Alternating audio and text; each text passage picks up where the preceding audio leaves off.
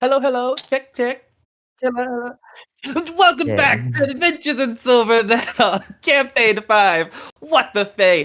Odyssey of Chaos. This is episode 8. All right. As you know, the party just finished getting a nice overdue long rest. The party, 5 individuals gathered from across the material plane and the Fey plane, gathered together by a woman named Melody of Symphony, one of the last full-blooded elves, Eladrin elves, to exist after a genocide that occurred in the Fey many years ago.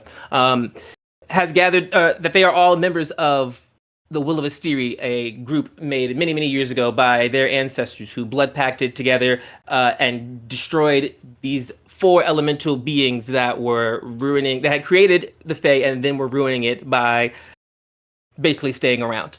And they have been reconvened as there have been threats that these beings could be reemerging, or that some energy, at least that the seals that bound them out, are cracking, and so lots of bad things running through people's brains, and so they don't know what could happen, but probably nothing good. So 5 heroes have been gathered together. Heroes is a strong word. 5 people, also a strong word. 5 humanoid figures have gathered today. A cheese, an old man, a flaming tree girl, a tiny frog, and a sassy fairy, and have gathered in the Fae. They went through some trials by Melody of Symphony to test them. They passed with flying colors. They received magical artifacts from the current god of time, Summer Song, not to be confused with Asteri, the old god of time. And they were set into the Fae and kind of left to their own machinations, just with the idea that they need to stop this problem, and they had a general direction. They gave themselves a more general idea of which direction to go, thanks to our friend Ursine and his ability to commune with nature. And he found a direction to take them in. But the first thing they needed to do was get our froggy friend into some water. They located a river, got to the water, had a nice cleaning off, and then decided to set up camp for not the night, because this happened during the day. But they decided to set up camp because we're all tired from the events that had happened. They then learned that same frog has the ability to summon a magic temple that may have a pool of water in it that he can rest in. He's a rich kid. It's fine. They all take time to go into this temple, which we did learn is protected from unwanted entry, divination magic. It comes with all kinds of fun, cool gadgets, so they're all able to stay there hospitably. They don't have to worry about the outside forces. The only thing that is a threat to them are the people inside those walls with them. As we know that the party has worked together to defeat some, while in the moment not knowing, but simulations that attacked them. A lot of them revealed some of their true natures, the things you learn when people are fighting for their lives. And so we have all gathered in this temple, and they took a rest. A couple of things happened during that rest. Let's see here. I have beautiful notes. Our friend Sylvie got to meet up with their benefactor, they call Mother, also known as Auntie Bibi. And was given new targets, new missions, and directives after being reprimanded for how their last mission went with Captain JMO. Tidbit used his time to commune with his benefactor, Summer Song, God of Time, and gain some intel on the names of the primordial princes and what I'm now calling locations of the sealed ley lines. Our friend Ursine met with his benefactor, Agba, a giant tree whose brain is very jumbled, also has a library inside of its body, the goddess of... I guess goddess is fine. The goddess of wisdom and knowledge. She told him that she shared with him that she also had a bad dream, that her daughter Flora is in danger. She's also a little crazy. Was it a dream? Was it not a dream? This is hard for her to know. And she also warned you that you are on the path of great power, but she's worried that it will corrupt you instead of enrich you. And her mantra that helped her regain herself was, "It is in changing that we find purpose." Um, Sharp, I always look at Scott's name. I'm like, what is this character's name? And it's the SS that gets me. It's like, it's too easy. Sharp spent some time outside being very humanitarian. He spent some time outside of the temple, working on a arcane firearm, and also sending some messages to some benefactors of his that he used some very colorful language with when responding. But he did make the arcane firearm, and he gave it to who'd you end up handing that off to? I went down into the pool of water and touched the martial weapon of Tidbit. Gotcha. And yeah. It becomes and allowing it to become an arcade firearm.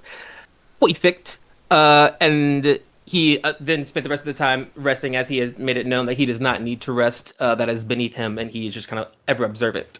And then our friend Desandra just kind of spent some time going through her own books and notes and recounting some events that happened in some events that happened when she was talking to Melody about her great great grandmother, Desandra's great great grandmother, or Desiree's great great grandmother, Desandra. Words.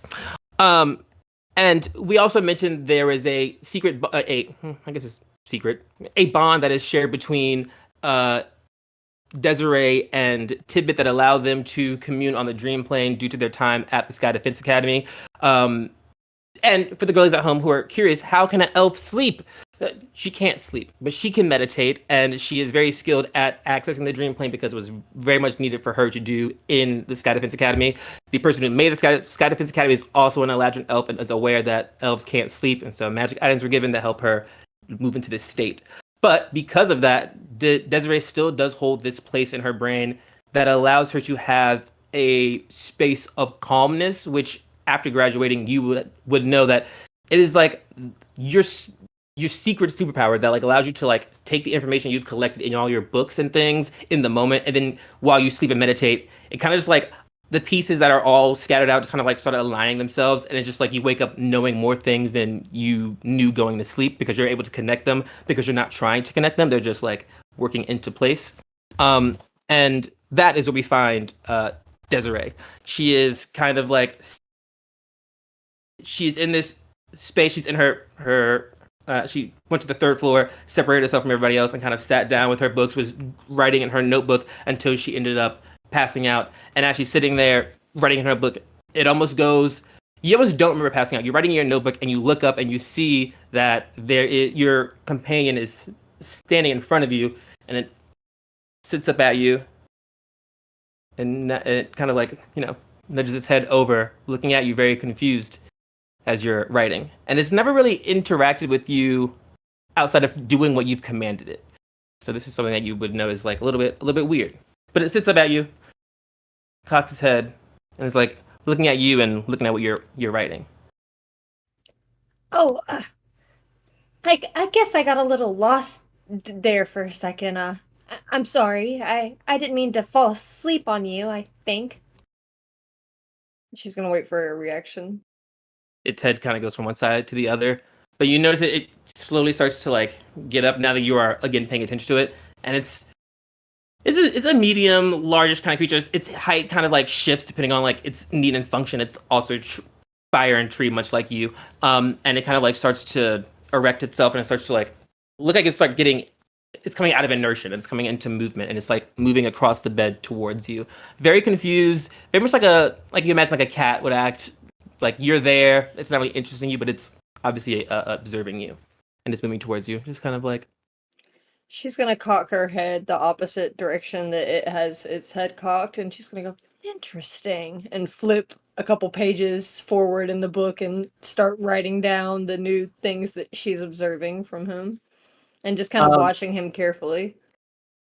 yeah. As you're writing and staring at him, it reaches out towards you and then points at the paper, and you notice that as your hand is scribbling like in this book, nothing is coming out of your pen.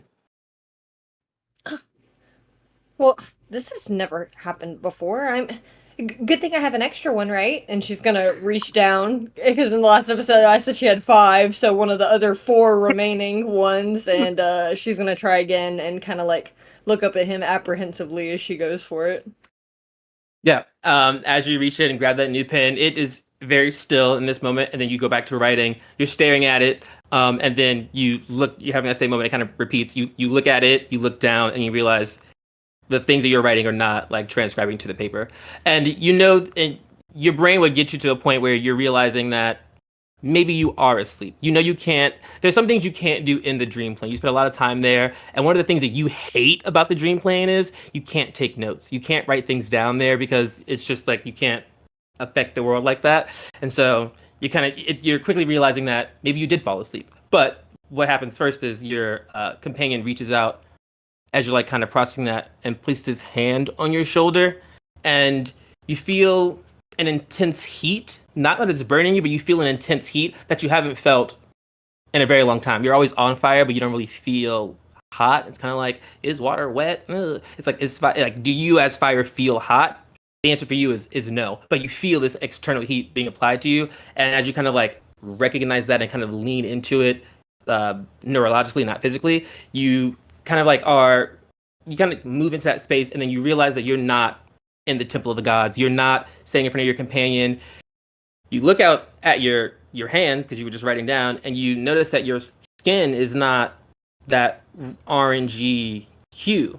You see that you have what you would assume is just your regular elven skin minus the tree affliction that is happening, and you just have regular hands. You kind of turn your head and you pass.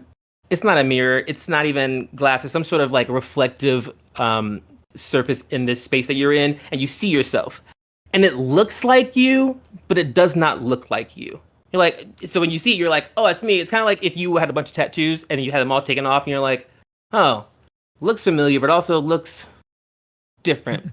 So it doesn't match with your mind view because you're always orange. You always have your roots growing through. You have your tree hair. You have long, luscious curls. You have smooth skin. You look stereotypically elven, which is glamorous.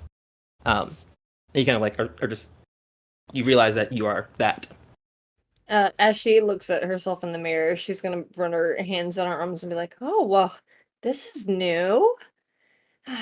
I'd hate to dishonor my family, but I could get used to this." And she just kind of takes a second to like admire herself in this different form that she's saying. And she'd probably now like noticing that something is different about her, scan the rest of the area and see if anything is like out of the ordinary or out of place that shouldn't be like herself.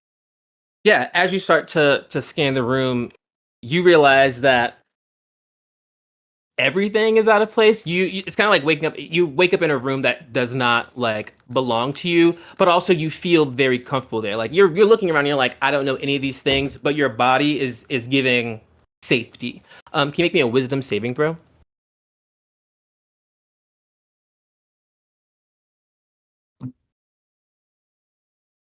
That's a 22.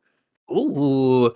You mentioned dishonoring your family, and it's almost like you kickstart a memory or a feeling that is inside of you, and it is this fear of letting your family down.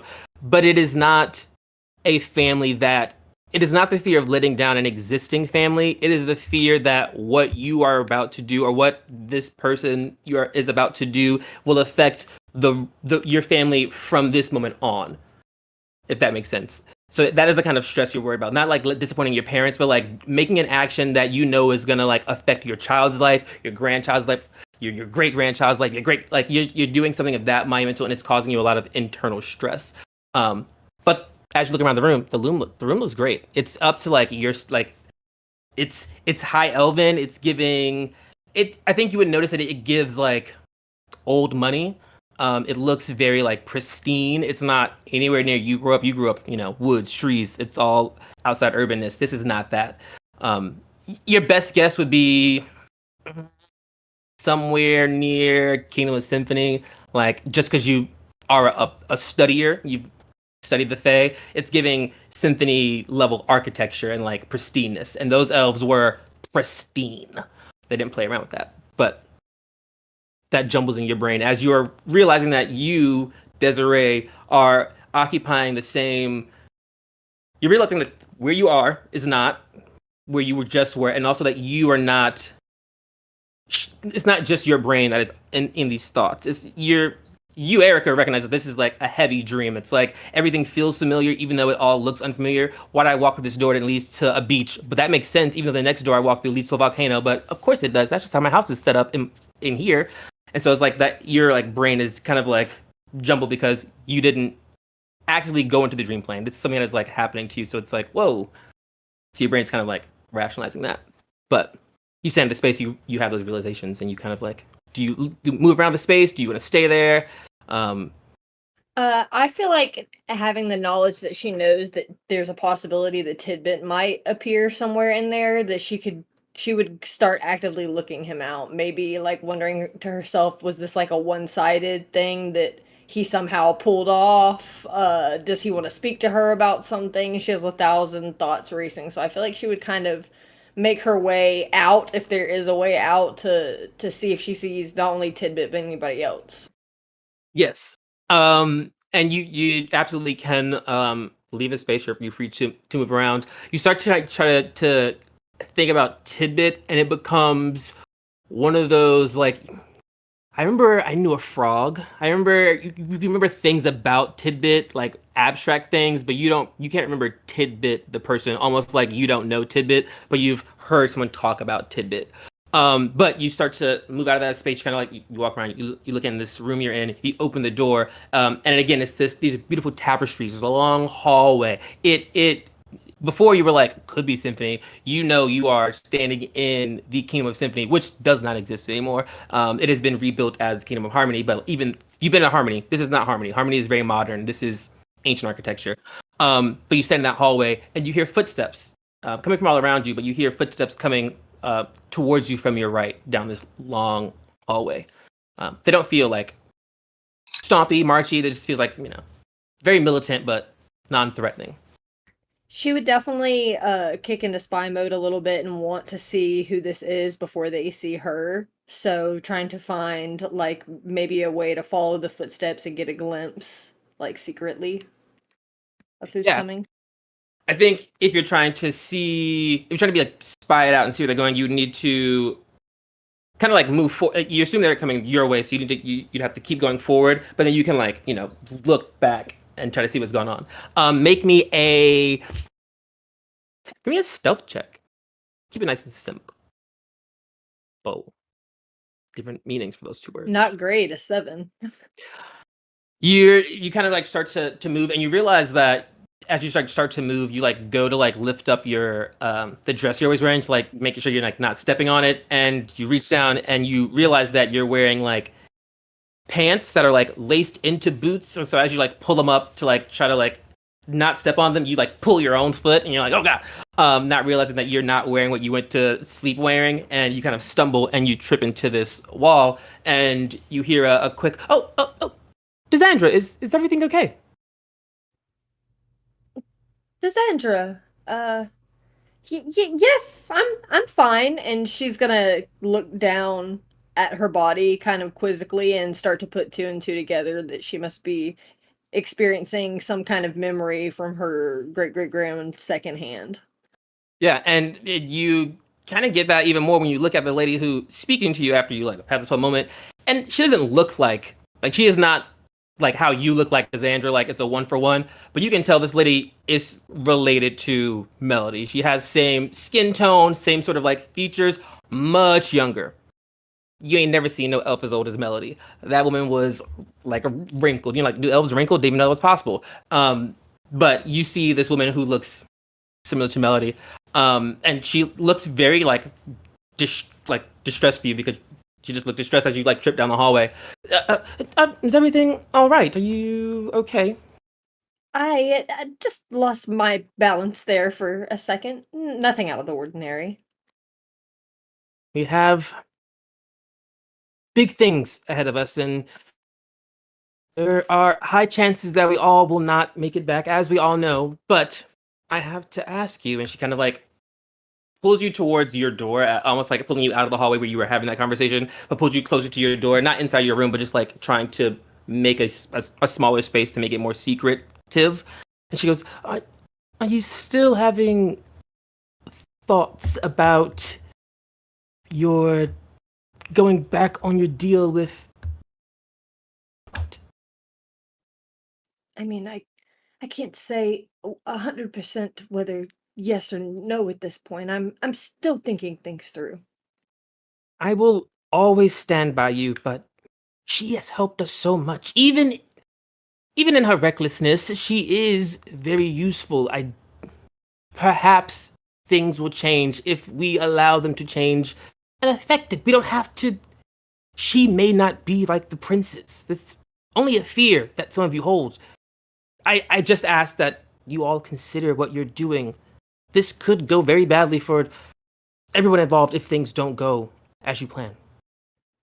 Well, I have always valued your friendship and your honest opinion, so I'll take these words to heart. I wish there was more I could do. Know that I will always support you, even if history does not. And no matter what happens, we will take the princess down, and whatever comes from Tiamat, we will make the best of it. I promise you that. And then this woman plants a big old kiss on you.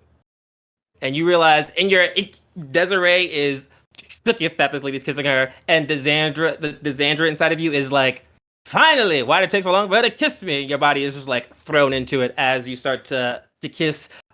You are shook by that, like the kissing of someone who looks similar to you, recognizing what's happening, and you are woken up as your companion is again standing sitting in front of you, staring at you. And the thing that you recognize in this moment is you didn't summon your familiar. Did you? That's never happened before. I feel like her first instinct would be to go find like the closest mirror or like reflective surface to double check to make sure that she looks like herself. Yeah, the frog is vain. There are surely pools of water that are used as mirrors around. Mm-hmm. So each room probably has like a little pool of like a basin of water that reflects back at you, and you see you have your orange skin, your I was gonna say your hairy hair, your leafy hair, the roots crawling through your skin. You are a hot tree bitch once again. I feel like her head would kind of like snap over to her familiar after that and go, "Did I say anything in my sleep that might have caused you to be here right now?" He looks at you, doesn't say anything for maybe 10 seconds, and then it almost sounds like it's making kissy noises at you.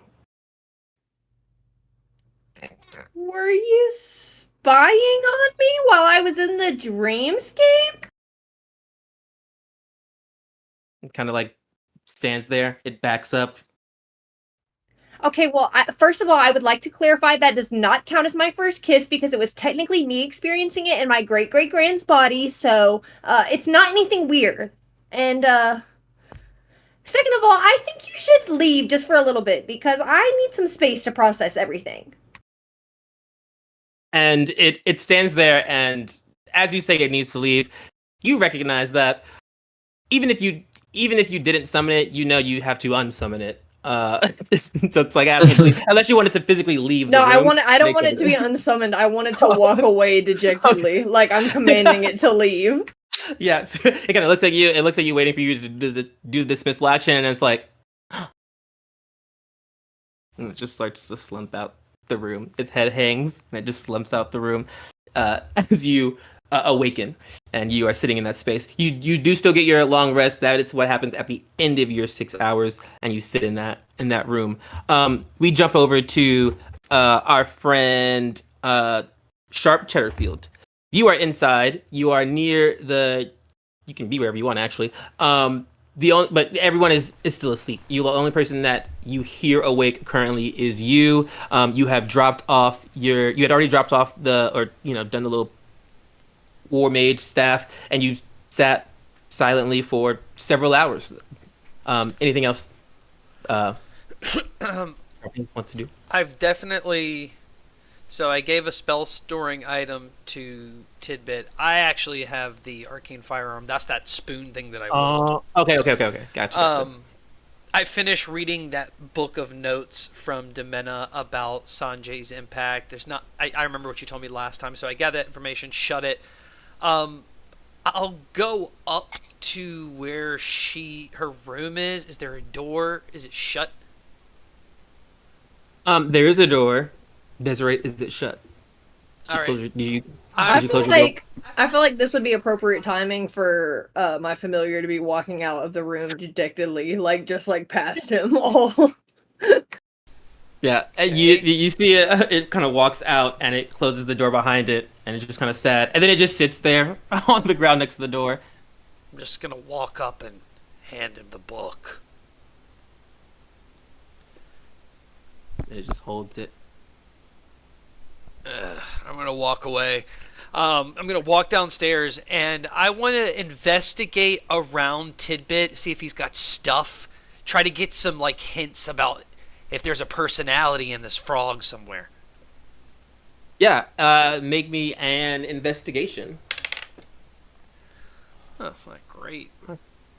Drop rope. As I'm rolling, I think I'm getting kind of distracted because I rolled a 3, even though with my plus something. So I'm going to have a flash of genius. Knowing, wait a minute, I know this type. They're very silent. They're hiding a lot. Thank you. That is a 24. 24. You kind of go down to you get in the water. He's at the bottom of this little 15-foot basin. You kind of go in there, and you kind of are just kind of examining him as he's in this sleeping position. Things that you would notice about Tidbit. He kind of gives But if you were does he have stuff around? I've seen him. I want to go through his stuff. Okay. Tidbit, do you have personal things with you? Do you have personal things? You got stuff? I got a ring and a pocket watch on me. And there's probably a chess set somewhere. Yeah, I think the thing that you notice about Tidbit is the lack of things that he has, which I guess it's up to you. You know that he just graduated. You know he also made this building in a moment, but it also kind of lets you it infers that does he have a home? Does he have possessions? You've met people like this in your travels, but they are always just homeless vagrants. They're never powered by time itself, and you're not. And so it kind of puts you in that mindset. It just gives you see him I feel Sharp is working class, blue collar, and you see Tidbit, and he just gives trust fund baby. What's a job? I started my own company with a small loan from my this guy has everything he's wanted in life. He's just gotten it so much. He's like I don't need armor. I don't really do these things. People protect me. It's giving that energy. He has been coddled by people around him or just coddled in general. But the universe is conspiring to protect him, and that is something that you can know about him, which is something that is eye twitching. It's all right. He's just like the Jello kind. All right. I'm going to dip my water skin in the water and fill it up because I know he's going to complain about not being wet in an hour. Put that back to my side. I've got all my items made. I'm ready to go. I'm going to open the door and walk outside and just see if the sky has changed. Yeah. Well, since you got outside, I gave you these things. The sky has not changed. It is less bright. It is not less bright, but it is much cooler. It's not. It is still hot, but it's no longer blistering hot. This is the first thing you notice. It has been you came to the Fae Court of Summer approximately noonish. So now it's roughly 8 p.m. and it's still light is pouring out. You see light. There's also no sun. Light is just coming down from the sky. Warmth is coming up from the ground. The heavy taste of brown sugar leaves your mouth and is replaced by the memory of the memory of it, which turns into a subtle sweet craving, which for you is pretty interesting, I would assume, because you don't eat food, but you definitely can feel like, My mouth tingle.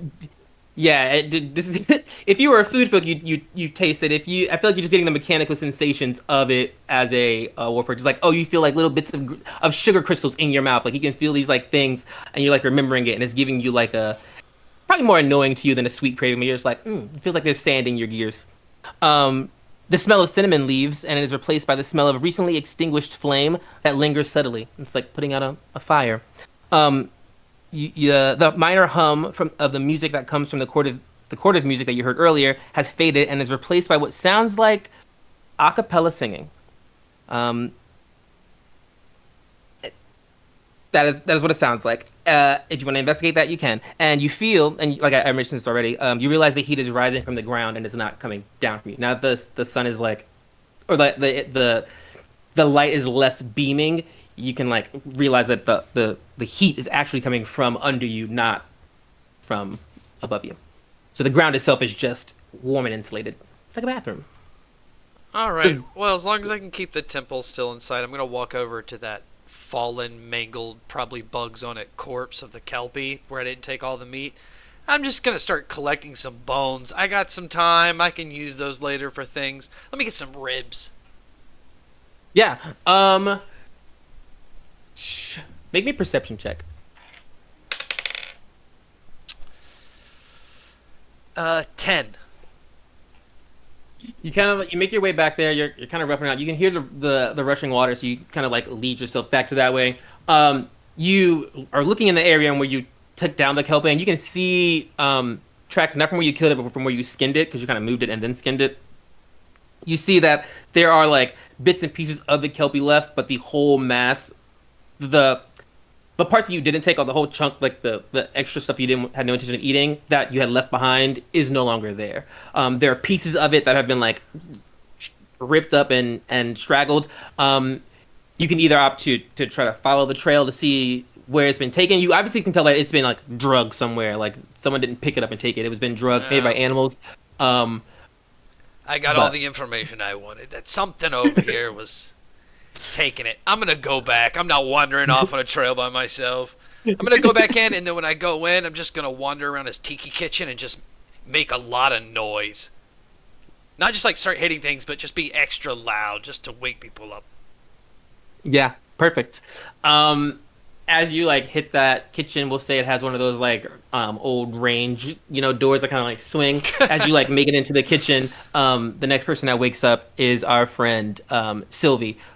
Sylvie, you wake up and you don't feel refreshed. You don't feel glamorous. Your arm that was hanging off of the side of the little lounge chair you were on, full stiff. It's like you're just like, oh god, like everything about waking up on the wrong side of the bed, you are living that life. You also have one level of exhaustion, so disadvantage on ability checks. Yay! And the thing that is the thing that you remember as you wake up, aside from your aunt BB's face turning to ice, peeling off and shattering, is her saying, "Make yourself useful." And you know that she's not talking about to her. It's her whole thing is making yourself useful. That's the best way to control people, is make yourself useful. And you wake up feeling stiff, feeling exhausted, feeling beaten up. But also, you got a mission now. Yeah, and Sylvie knows what he's doing moving forward, at least. Yeah, you hear the clanging of things happening behind you. The rest of the space still seems kind of dead is a strong word, but still seems kind of like uneventful. You see that Ursine is still asleep. You don't know where Tibbet is. You hear someone in the kitchen, and you don't know where Tree Girl is. Man, Desiree, there it is. It's like. I mean, I'll definitely groggily float up and start, floating around, seeing who's up, making loud ass noises this early. This early at 8 p.m. Yes. You kind of you fly over the swinging doors, and you just kind of fly in, and you see our friend Sharp. But in a couple. Harp, what are you doing in here? Good morning. It's good to see you. How did you sleep? I mean, not magnificently, but not the worst. So, what kind of morning person are you? You like to talk and chat? You want to be quiet? Well, I can see quiet is not an option this morning. So I mean, you seem awful chatty. Did you even go to sleep? No, I don't need to go to sleep. Us Is that a cheese thing you just... food people do? Exactly, it's what we food people do. And what is it you fairy people do? Well, really, whatever we want. At least that's how I interpret being a fairy. So, what would you say you align with? A sense of duty? A sense of whatever the fuck helps me? Who is you? Who is I? Well, I mean, if I had to be within an alignment, I guess it would be lawful neutral. Interesting and specific. Yes. Interesting. You know, I think there's ways to go about doing things that some may view as bad, but really it's the consequence at the end that's good. So if it's good, it's not bad, you know? The means always justify the end. Wait, reverse that. The end always justifies the means. I felt that in battle. Me and you was pretty close. So, listen. Yeah. While we's here, we ain't got a way out. We gotta do this. So, any differences us fives has with each other, I say we just overlook it and pal out like we're in prison, you know? Buddies. And then we fuck everything up, and then at the end we can go our own separate ways. I mean, that's one way to do it, Sharp, but like, we can work together and not like each other as far as I'm concerned. Well, I can already tell you I mean, now, I'm not saying you don't like the what? I don't like the frog, but he's the one I'm going to be protecting the most. I believe he's connected to God. Sure he is. Me and God don't get along. Why is that? Well, he's got the same motivations. We do what we want. Okay. That's conflicting, I see. Alright, Sharp. Well, it's nice to know that we're on the same page. Maybe we can be friends. I got you, Fairy. And just to be clear, because my voice is like this, I don't mean that in a derogatory way. I can see how someone saying that might be derogatory, but I am completely not using it in that term. Oh, I know. And when I refer to you as cheese, I'm not just, you know, not getting into the specificity of brand of cheese that you may be. Good to know you, little fairy. Okay, cheese. Who else is up? You don't hear anyone else in that moment. Oh, actually, as you say that, you hear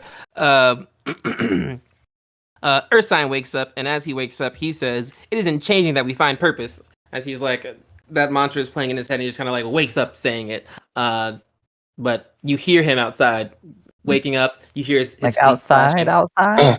You're in the kitchen. He's in the pool of outside water. the kitchen. Yeah. So Ursine awakes, feet in the water. It is a change we find purpose. Oh. Is he drowning? Oh. This is real life. You feel a drop of water fall onto your head. You see Viney has planted themselves in the water, and the water is like running up them, and then it's like a little drop, just bloop, onto your face. Just, oh, don't plant yourself everywhere. It takes forever to get you uprooted. Oh God, I take a nap. And you've done this. This is fantastic. Oh boy, I'm exhausted by approximately 1 level. Ursine has removed his second level of exhaustion. Now just has 1 level of exhaustion. Yay!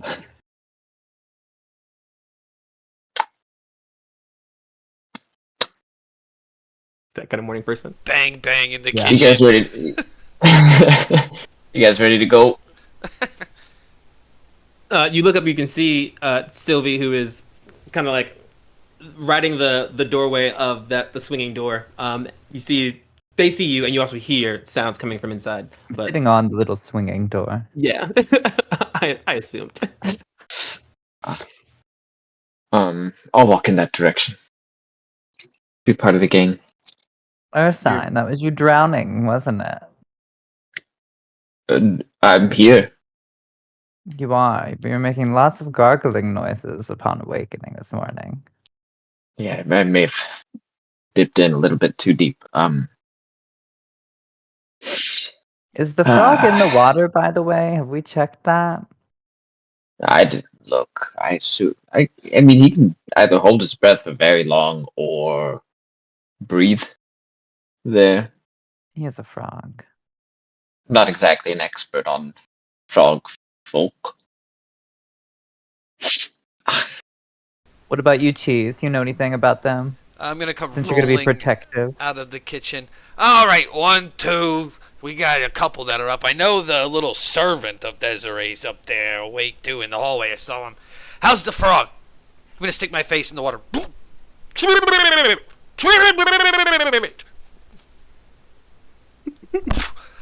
Why doesn't that frog wake up? I'm gonna roll up my metaphorical sleeves, just lean back, give a wink to, and just like roll into the water. Oh wow. And just like grab onto Tidbit and shake him.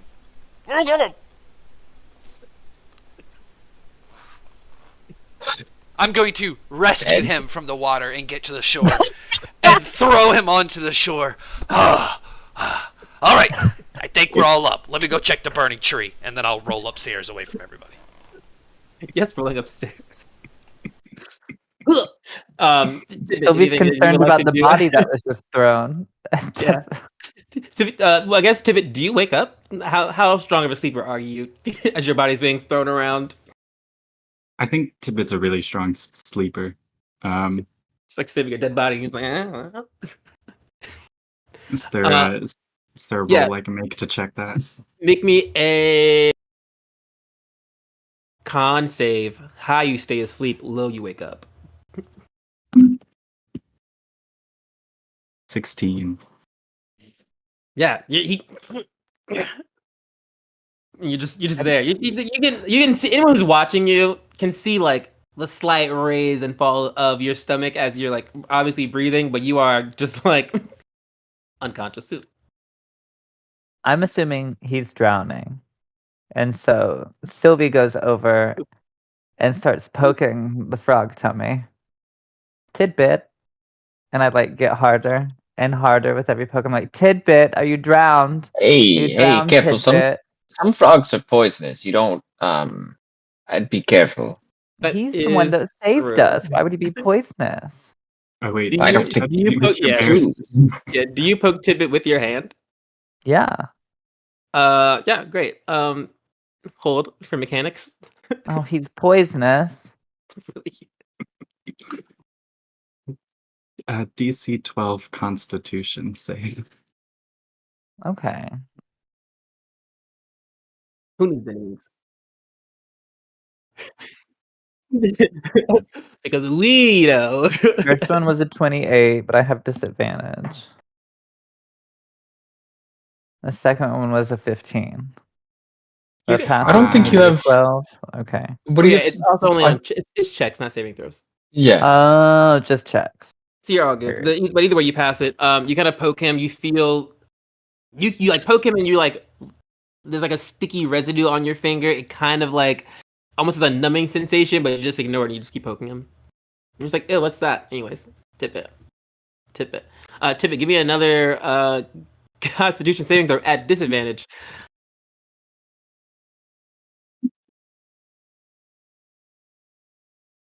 That's a 5. And as they maybe like 6, 7 pokes in, and just one is just like you're like you're just like Tidbit is awake. He's alive. He's alive. We thought you'd drown Tidbit. Tidbit Well, will I give did. the blessing of God to whoever makes Tidbit breakfast. Oh, the cheese can cook. Knock, knock, knock, knock, you knock. hear knock on your door. Desiree's gonna walk over to the door and she's gonna open it up and go, You do know frogs can breathe underwater, right? Yeah, that's fucking random. Isn't Yeah. listening to Three us? are very loud. All right. Well, look. Good morning, Bushfire. Are you ready to go? As ready as I'll ever be, I guess. I mean, this is home after all. Oh, that's right. This is your home. Hey, is it one of those ley lines near your house? I think all of a sudden that if I try to start sleeping more, I might have more information on that. But, to be determined. All right. Honestly, that's the opposite of what we want. We gotta move. We got a world to save. But when we go to sleep, we can get that info. Come on, we gotta go. I'm gonna roll back down the steps. Great, the frog is up. Listen, something big's been eating the shit I left outside. All right. So something's in this wood. We gotta be careful. But I say we move on. All right. Perfect. There's Nobody's lots hungry. of things in the woods. You don't have to worry about that. Tidbit needs breakfast. He requested you make it. Yeah. Did you eat what I made last night? I can't remember. Me? Everyone No, did except Sylvie. Tidbit. Oh, great. I think I got a little bit left over in the kitchen. But as soon as this is done, we're out of here, yeah? See. All right. Doing I'm ready. so well. Perfect. Michael, Oh, yes. Michael, would my cordon of arrows been set off by whatever that big thing was? It has not. Okay. The coordinate arrows was at the temple. The temple is not near. It was just the temple was set Gotcha. away from the river, which is where the attack happened, or the movement of Very good. body happened. But yes, as you guys are, as the cheese rolls off into the kitchen, the swinging doors behind him, you kind of all are sitting there, and you realize that he is not wrong. You do need to get a move on it, but also you realize that your mission is to fight a bunch of elemental deities. Right? You're not you're not feeling as confident about everyone is not feeling as confident about the group as everyone in the group is feeling about the confidence of the group, and I think some of that is that people are recognizing that.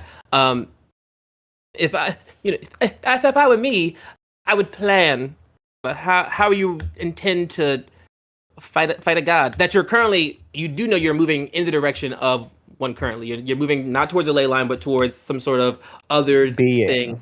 thing, which Ursine would explain to you. But also, you guys, there is a lot. I will say, as MJDMC, there's a lot of information that you all individually have that has not been brought to the whole group to give you full ideas. Some of us know names of things, people, ideas of how they work. There's a lot of information that is spread across you all through my design that we probably want to at least formulate before. I just don't want you to run up on this thing and be like, let's fight it, and then you get. Well, yeah, but we can walk and talk and lounge and frolic and do all the things in between while we learn about each other. Well, we've been is asleep for a long time. We gotta talk. I feel like Desiree would start doing a lot of info dumping as like Sharp is finishing Tidbit's like breakfast for him and they're starting to get their stuff together. I imagine she'd be info dumping about any of the possible like creatures, people, places, things that they might come across, like heading certain directions, being very yappy, almost like annoying to a certain degree with information. Yeah, I think it is overwhelming the amount of information that Desiree starts to disseminate. But I don't think, except maybe Sylvie, maybe goes over Sylvie's head, but I think everyone else has the wisdom or investigation to know that while she is info dumping, the things she is saying probably very useful. Sylvie's like, damn, that girl can talk. Because it's just about things that you know nothing about. You don't deal with fire, but you know that there are lots of Court of Fire has a lot of fire-based things. So you would assume that you're running into things that kind of hit that east quadrant, the fire quadrant, flame-based monsters, elementals, and flame-based fae. And you're also headed towards the Court of Autumn, which is Earth, which was that bottom sector. So luckily, two sectors you spent a lot of time in, and that is Earth, things that can move under the ground. You know that those things are going to be universal. So fighting fire with fire will not often work unless you have super fire, like our friend Desiree. But also, these things things can move under the ground. They can move through water. There's a lot of camouflage that happens. The Fae is alive and is dangerous, and the way that the Fae lives is by eating other things that are alive and dangerous. And so it's one of the it's not the material world. So the material world girlies are just kind of like, oh, the worst thing is like wolves and things. You could get eaten by a tree here. That tree could be a That whole sentient being, and you have no idea until it eats you. It could be a So it's a member of lot my of family. could be a cousin. Got options. And so you're starting to realize that. And so we will start to get into like some specificities of what you guys want to do after we come back from this bathroom break. So the bathroom break is while you guys are eating food within your mouths, and after the bathroom break is when you're not eating. Perfect. I'm always eating. We are back, and the players are still hungry because we haven't eaten in game yet, but we've used the bathroom, so fret not, we've made room. All right, players. Sharp is in the kitchen prepping some food. You can hear now it's no longer dang, dang, dang, dang, dang. It's you hear food being cooked or Sizzling. recooked. As No, no, the no, no. four of you sit outside or sit in the outside of the kitchen at that table that you ate dinner at. Now your breakfast table. Welcome to the workroom. You're gathered here to eat, not only eat food, but to plot how you plan to get this mission that has been set before you done. Also, just to figure out how much you really know about what to do, or if you have a way to do it. So Right? I pass the baton to my four players who sit at the table. I feel like Des is probably going to be the first to speak up, being from here. And she goes, "Well, I do have a few ideas. Of course, these are just suggestions, but one way we could head to town, you know, if we don't find any leads, we could get a lot of information there. But if we also want to go the other direction, that's the direction of where I'm from. And so, you know, I know a lot of the people there. If anyone would know anything, they'd be very likely to tell me and help us out." I like that. I know ultimately we're going where Ursine has pinpointed where this elemental riffraff is at. Mhm. Yes, Southwest. Yes. I did also, through dream studies, I did ascertain potential locations for other ley lines Oh. in the other, well, everywhere really, except for ice. Except Oh. yes, ley lines, all the ley lines except for the one in the Court of Winter. All right, Yeah. so Ursine, you maybe know of a location from where Desiree lives.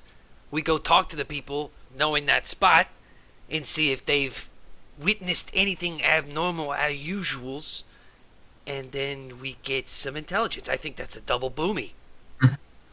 If Two we're big in threes. we're in the court of summer right now, right? Fire, flames, Oh, I ooh, can tell. Step out terrifying. there. It's a little good this morning. I'll Not do too that at the bad. last possible moment.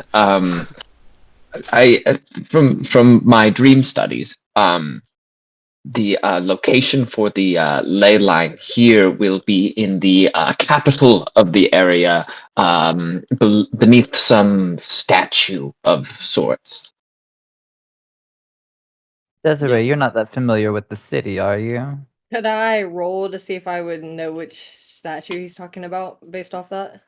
Um, he can tell you that it is under the Capitol A town building. hall statue. Yeah. It is the oldest building that stand. It is the oldest. Yeah, the oldest standing building in the Court of Summer, which or in Statue City. Pardon my incorrectness. You don't spend a lot of time in Statue City. You are from the Court of Summer, but after you went to school, you don't spend a lot of time in the Court of Summer.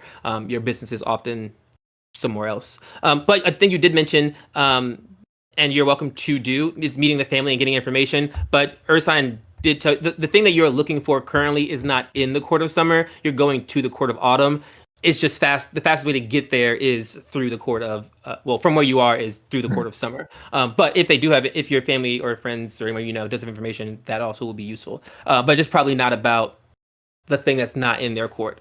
But they Yeah. can tell you things that are weird in your court, and you can get updates on things that have changed since the big move and all those things since you haven't been here in a long time. So they can definitely give you updates about that and also about Desandra. Just saying. But yes, you do recognize that. Yeah. And if you want to give all the names, it's the ley lines are at the Capitol building in Statue City. It is Tristi Listi in the Court of Autumn, and it is in between the Twiznella Twin Twirls in the Court of Spring. And you could not see into the Court of Winter. And if you do verbalize that, that is something that Tidbit can collaborate. That's how you say that word. As he studied the Court of Winter and also knows it cannot be seen. I would have no reason to not tell all of the locations, or like go over each of the courts. Okay, so then the question is, are we strong enough as a group to defeat one of these things? Because we almost died of... Actually, I take that back. We all did died. that. Yeah. All of us. Well, according to history, even the ones who sealed these princes away weren't strong enough to kill any of these. Anyways, they instead banished or imprisoned them, in which helped them. These princes then created their own planes, which is where the plane of fire and ice and so on come from. So you're saying these I actual don't think ley we'll be able to lines kill them. are sealed entities? Is that what I'm hearing? Either sealed entities or sealed portals to other planes that were created after this and the material plane were created. I do not think that we will be able to kill these entities. Rather, But we can keep it sealed. Right. make them stronger. Maybe I do not know. Correct. You guys would, between all of you, you've talked about it enough that you can put together that the ley line / the seals are almost symbolic burial grounds. It's like this is where the Titan went down, or the Primordial Prince went down, and then over history, because it was such a powerful spot, that is where things started to grow. That's why Tristi Listi grew where it did. That's why they built the capital over that place, because they didn't want people to get to it. So it was a powerful spot. They wanted to hide it away, so they were like, we'll just hide them all in plain sight. And so these are powerful areas. But you don't think they didn't have the power then to kill the gods, and also you definitely didn't have the power when you fought them in your simulation. But then you did get buffed after that, and you may gain power from that. But big thing you did know is once you start the domino effect of taking down these things, the other ones will know that is happening. While they're not allies necessarily, the thing that keeps them from gaining power is that the other ones exist. So if you take one out, because they can then get stronger, they will know that something is happening. They may not care about it, but that is All right. that How is something about you know. this? It starts a cycle. We go to one of these ley lines, the ones that, in Statue City or whatever, just as to view it, learn from it. Do some arcane studies on it, learn what we're up against. Probably can't seal this thing any stronger right now, even if we shoot magic at it. I mean, it's holding back a realm. Yeah. So, we get that information, then we goes to the town where Bushfire's here from, kind of set up a home base, learn the information we got, work with some people, I'm sure. You got a mom? Yes, and a dad. Even though I'm tree-like, I am still part elven. All right, and are they smart, or do they know smart people? Yes and yes. Perfect. And then we go there and we set up a base. Bada bada bing What boom. kind of questions are these, Sharp? What? It's a No, valid Tidbit question. agrees.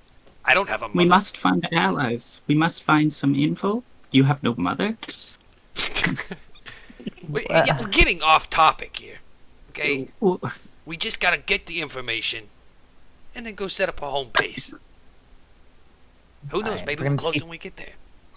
Teach you some tact on the way. Tact doesn't know that cheese knows. Tact. I don't like tacks. They cause holes. And I got enough of those. I have Oh, And I'm gonna God. flick my I have cheese odds. each turn. I'm still listening, Ursine. Oh, that was I had a one off. That's all. Well, Wait, yeah, alright, I let's mean, set it I'm back in again. favor Hold of I'm going.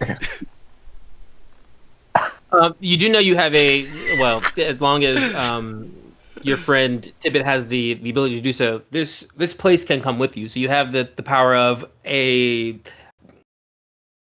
maybe not a headquarters, but at least a safe house that can move with you that it lasts 24 hours of the casting. Was that correct? Yeah. Yeah, and so it'll be a place that you can like when you choose to rest or when you choose to like do stuff that you can like build a house and erect it. Yeah, I'm so talking you've got about that going home for you. base, like people, like a network of people. Understood. Yeah. Understood. I mean, yeah, I'm Allies. in favor of going to Desiree's family and learning what they have to say about this environment here before just jumping to a crazy one.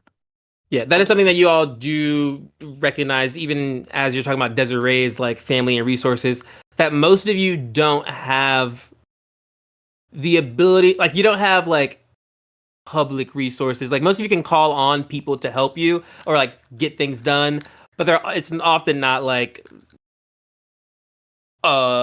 legal. Let's use that word, like a word we can all as people can understand. It's like, oh yeah, I can definitely do that, just not legally. And that is because everyone is just dipping all the different kinds of things. So that your resources are some of your resources. This is what I'm trying to say. Some of your resources are useful to you as a person, and then some of them can be useful to players. Some people will not share, and then this is not to Erica and This is just because it's coming up now. Some people will not share power or information or allyship with you in this state because you're not operating as an individual and they don't want to share power. People in the Fae really just don't like sharing power. They want to have as much power as possible, and that is built on everyone else just rising, pulling them all themselves up by the bootstraps. The And so, motif. yeah. But you absolutely can try to do all these things. But you also would know these kind of things. Like you know that there is some xenophobia that runs through the Fae, like the cross court interaction is just not super high. Melody kind of mentioned that the reason that you can't use the Sky Defense Academy alumni or graduates is because they're all loyal to Demina, and telling them that their school is like breaking the Fae just doesn't seem like it's going to go over well. And so it's as long as you're keeping those things in mind when you're going to ask for help. There's some things that you like either you can't / shouldn't tell, or you'd have to come up with like some wild justifications for how you're presenting information, which it just comes down to if you're a charismatic character, working out how you want to tell those lies or how that information is going to come about, because some people will just not help you. And I can so I'm just putting that out there as this is things you're realizing as you are planning, because as some things come up, you're like, oh, I could do that. And you're like, okay, could I do that? Tanner's a big person. I will say this is a thing for like a lot of Tanner's power comes from a relationship that he has with someone else or other individuals that would not help him if they weren't either getting something out of it or he felt out lied to them. Also, can he outlie them? And that's coming into using other people in your party's abilities to help you out. If you get to lie to somebody, don't do it if you have a 2 deception or persuasion. Send a liar. Wouldn't even try. Yeah. So it just comes down to like trust is basically what is not in the Fae. The Fae is a very big workplace. Everyone works well together because they want somewhere we can trust.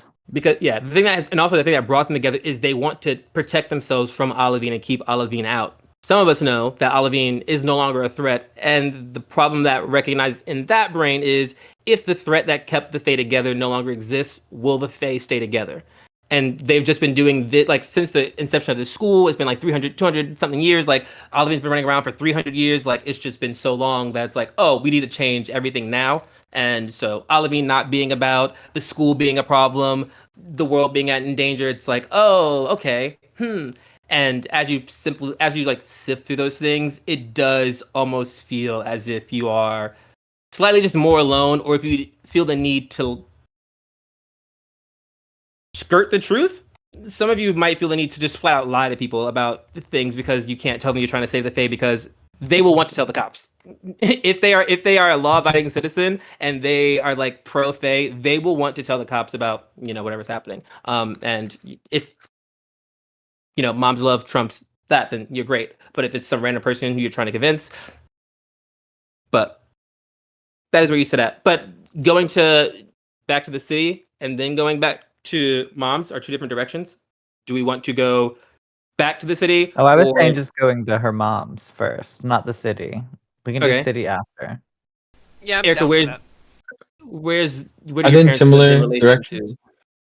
to the city? Was you guys have been traveling south because you were looking for the water, because you're going southwest to get to the Court of Autumn. This river you're at just takes you straight south, which once you get there, you can just go west because you'll hit the coast. Erica, where is, compass wise, do you believe to be from where we are? We're in it wouldn't be too far from where we are now because it would be in the foresty wooded part of the area, and they would kind of have like a little family colony. Like how in Japan, like people will live on a whole plot of land, even with like their extended relatives. It's like that kind of thing. It's like only people that are related to her in like this area. Gotcha. Yes. And we've talked about this. Have you been to your parents since they migrated? No. Okay. It will be more than likely you need to go east to the Firefly. You know that you need to get to the Firefly Forest. You don't know where you are. You know you're in the Court of Summer. You're inside of a building currently, so you can't tell where you are exactly. But you know you need to get to Firefly Forest, which is west in the Court of Summer. It is near the mountains that divide the Court of Summer from the Court of Autumn. So you know it's that way, and it's why they've moved south. So down the river, since they had to move out of the way, since they had to migrate from the Statue City to make way for the new court as it expanded, and so you know they moved south. So if you cross over the river and keep going west towards mountains. I'm sorry, directions. West towards mountains, you're likely to come across the grove, your family's grove, or look for it at least because you haven't been there before. But you know you also have Tidbit or Earthsign who can help you. He's into that. But crossing the river to the west versus going south, following the river down, is the difference there. But if you find the mountain, you can just follow that down because it is a thing that separates that plain, and so you still come up to the same spot. You just won't follow the river if you want to find your parents. But you know, I'll like relay that to everybody and tell them that I'm not certain where we're at right now, but as long as we can find the mountain, we can find them. All right, sounds good to me. Tidbit, did you eat all your food? Tidbit is full and well rested. Oh, Tidbit owes you a blessing from God. Oh. I'll touch you on the hand if you're willing. That's happening. Okay. Happening, Shark. You cannot die for a bit. And I cast a death award on him. My eyes get really big. I hear inside the echoey chamber of the cheese in the machinery the thoughts of just, oh my God, he's actually connected to God. There's so many stories around the world of things connected to God. They're so strong, huge things happen. This guy's going to be a superhero in books. And I'm going to go, cool. I turned your weapon into a scorching ray blaster. So if you get in a pickle and all you got left is protecting us, why don't you turn and protect yourself? Oh, that's why it looks so scary. Yeah, the water was bubbling around it. Oh, yeah, it's kind of hot now. But it's not going to be hot when you touch it. Well, I don't know. Let me see it. It's kind of warm, but I think that pool bath was kind of warm. It's a little warm. Cool. You ready to go? Do you have like a satchel of water you can moisten yourself with later, Tidbit? Tidbit would need a pool, but Tidbit will find one. Okay. Do you have any Tupperware in here? I'm just going to slowly grab Tidbit, like almost like I'm doing it like I don't want him to know, but obviously everyone can see me. And just like grab him by his waist and put him on top of my head. Oh, okay. Yeah, carefully, it might be poisonous. And I'm going to slowly get up and turn my big cheese body around and start walking towards the door. This is fine. Yeah, when we get outside, I'll like look over at Earthsign and just be like, so you seem to be one with the Earth. Do you know how to find a direction for us to go in to locate Miss Desiree's family? Oh, well, we have to look for a mountain, right? That's right. Yeah, they're usually like up. Like you can. I look for a mountain. I meant talking to the trees and shit, Earthsign. I do not want to exhaust myself. as as you're all are getting this together and starting to, you guys are having that conversation. Tidbit is now on top of Sharp as he's moving towards that door. Ursine, do you know if your cordon of arrows goes off, or is it just like there's no reason for me to know other than like the arrows that I have put in the ground are not there. Okay. So like if I look at it, I would probably know if I look at it, but otherwise if I'm like away. Gotcha. So you have to see it. You wouldn't just know. Okay, great. So you're all inside. You all are still inside. That was a really hard sentence to get out. Sharp / Tidbit, are you heading for the door to leave? Is everyone? Yeah. Oh I'm yeah, I heading thought we made west. it outside already. Yeah, I'm booking. Yeah. As you leave, you don't notice Sharp because they're not yours. The arrows on the ground that were implanted in the ground have cracked. But you pay no mind to it as you start to move towards where you had already been. You're going straight back to the river, where you saw the missing carcass, which now you know you have to cross the river. So you're back where you started. Tidbit, you do recognize the arrows on the ground. Got a high passive perception. Your insight doesn't tell you what they are. You probably a trap of some sort. You know that Ursine mentioned setting up traps outside, but you didn't really know what they were entailed to do, and you get any alerts. But you are also on someone's back, and they are moving. But you do notice those things on the ground. And also you would notice you hear a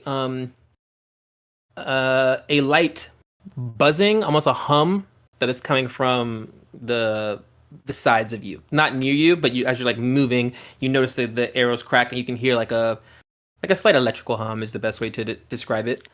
But you are, I guess he's not rolling because you're on his back, but you are in motion. And then the rest of you kind of exit Desiree, Ursine, and Sylvie, and everyone's kind of moving. Ursine, you notice that your arrows have cracked, your spell has gone off, something has been attacked here.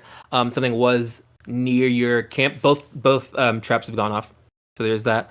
And you see cracked arrows around. You also hear the light hum. Anyone with a passive perception of 17 or higher hears the light hum, or an passive investigation of 17 or higher. Can start to hear that light hum that just slowly starts to grow louder. Just like almost, like a massager or something that's like in a different room on the floor. You just like hear it, and then it gets closer. You can like just hear the vibrations coming off of it. Slightly unsettling. Not a thing that most of you notice. And then our non-fayers, as I mentioned, it is still very bright outside, but it is a lot cooler. It is no longer blistering hot, but still very warm. Brown sugar is no longer in your mouth. Those of us who can taste things, that is replaced by the memory of the sweetness and a subtle craving for sweets. Almost, like having munchies, but just for sweetness. The smell of cinnamon leaves the air and is replaced by a smell of recently extinguished flames. Smokiness it fills the area. And you hear outside from the electrical hum, you also hear the trees that are making a cappella like music. And all of that is just information, except for Tidbit and Sylvie. Tidbit and Sylvie both know this is Falsetto Grove. Sylvie, not Tidbit and Sylvie, Tidbit and my flaming tree friend, Desiree. Thank you. Desiree, you know this is Falsetto Grove, and you also know that all the trees are pitched. And so, like, when wind passes through here, is why it sounds like this. When wind passes through here, like, each tree makes a different sound, and they kind of like make music together as wind and air passes through these places. And because there's a bunch of trees, it kind of like makes different sounds and songs depending on which way the air is blowing and how it's blowing. There's always different songs playing, and you've heard rumors that those songs have some sort of unyielding effect. It's something that you often like. Is why people don't come to the Falsetto Grove, or the uninhabited part of the Court of Summer. It's technically dangerous, and also it's like it's alive. And so people are like, okay, we don't go there. But you know for a fact that you are in Falsetto Grove, which means, as we discussed, to the west is Firefly Forest, which is where your parents are believed to be located. Perfect. Oh, and Ursine, you make me a perception check because you start looking for the things that cracked your arrows or triggered your arrows. No, I don't. Nope. I rolled a 12 and a 3. He said it's And hot. that's gonna be plus.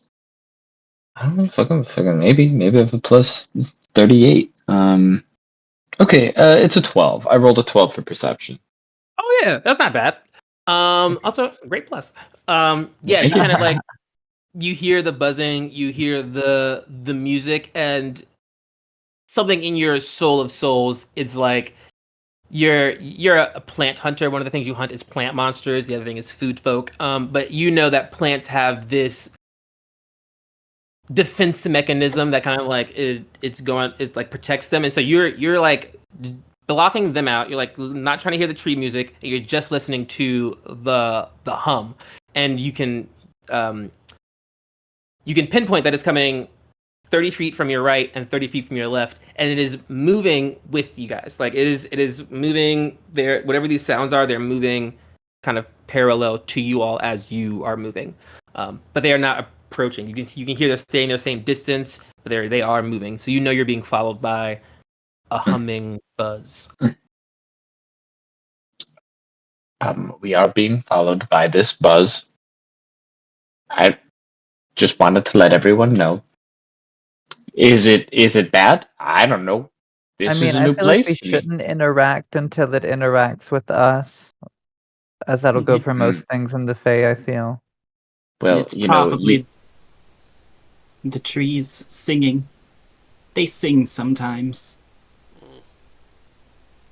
Okay. Desiree, Do they sing? are they off? Do they sing when no one's around, or are they only singing because we're around? That's a good question. Tidbit does not have the answer.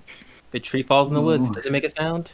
I mean, I sing sometimes when you guys aren't around, but I would never sing in front of you, so it's a little Why different not? We Interesting, didn't that's know like you an were a opposite. singer.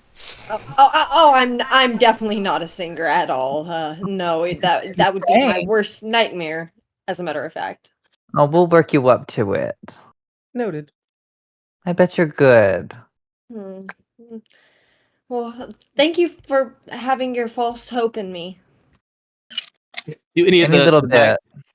do any of the back three, Sylvie, Ursine, or I guess Ursine can't do it, but Sylvie or Des, do you want to make a perception check to see if you can locate the following buzz? Our friends, the Tibet and Ursine are far ahead of you.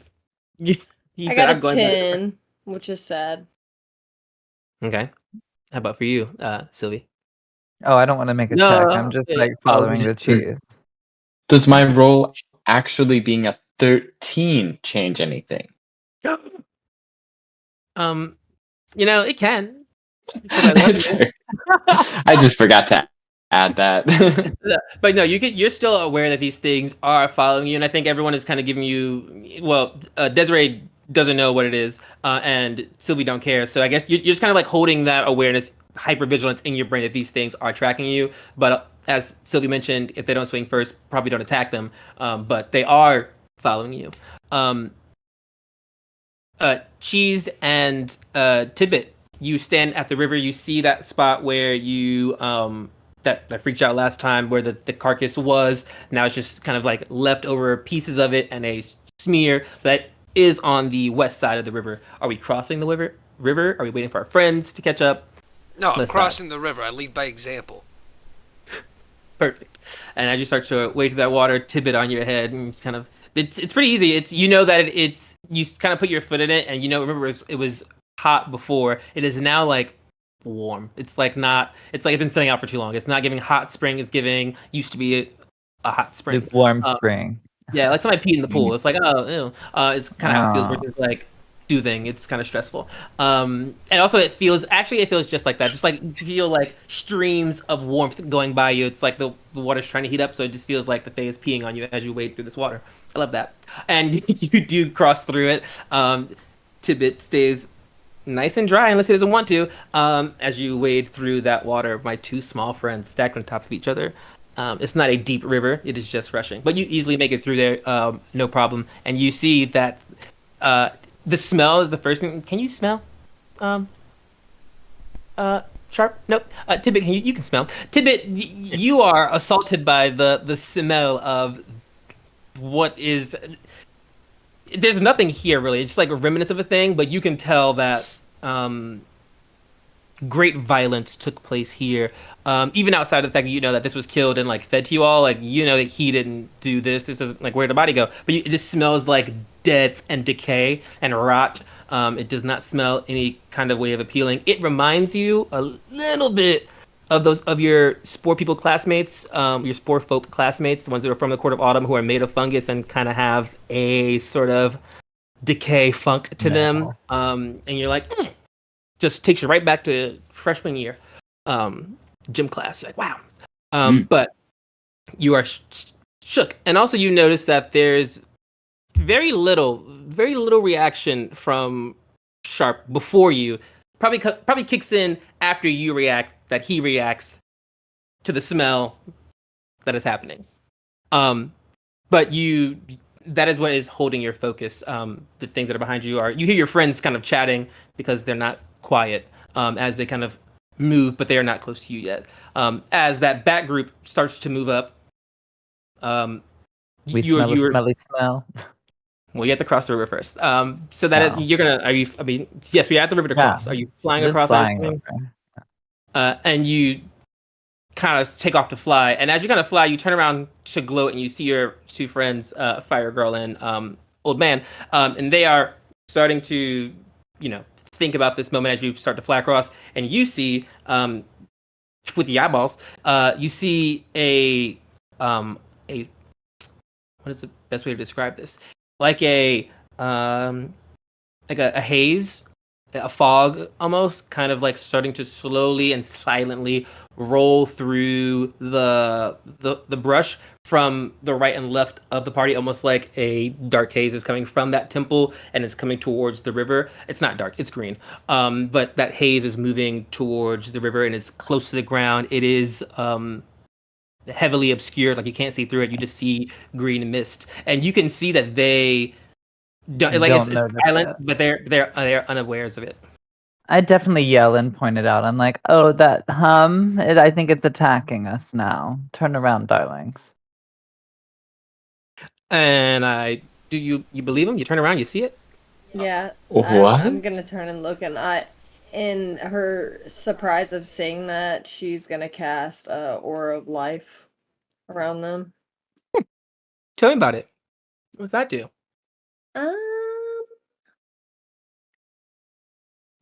Life preserving energy radiates from me in an aura with a 30-foot radius. Until the spell ends, the aura moves with me, centered on me.